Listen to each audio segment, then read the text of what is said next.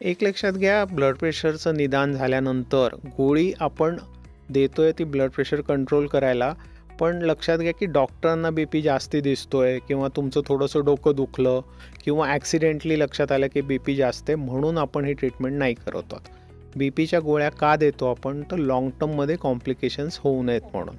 2-4 महिने जास्ती blood pressure राहून काही नुकसान होत नाही, पण ओव्हर डिकेड्स आपण म्हणूयात 10 वर्ष 20 वर्ष त्याच्यानंतर कॉम्प्लिकेशन्स होतात, ज्याच्यामध्ये ब्लड हिमरेज ब्रेनमध्ये झालेलं, हार्ट अटॅक, किडनीचा आजार, हे वेगवेगळे भयंकर दुष्परिणाम BPचे होतात.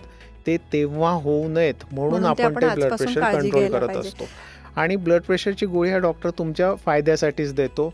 तुम्हाला काहीतरी वेगळं अपंग करायचं ही जी भावना लोकांमध्ये रुजली ती चांगली नाही आहे. आणि हा पण गैरसमज ॲब्सोल्युटली आहे की गोळी घेतल्यानंतर ती आयुष्यभर चिटकली असं लोकांना वाटतं की BPची गोळी घेतली आणि ती आपण घेणंच राहणार, परत कधी बंद नाही होणार, असं अजिबात नाही. तुम्ही काही गोष्टी केल्या तर ब्लड प्रेशर आटोक्यात आणू शकता आणि काही गोष्टी नेटाने केल्या तर कधी कधी BPची गोळी पण बंद होऊ शकते, पण ते डॉक्टरांच्या सल्ल्याने केलेलं कधीही चांगलं.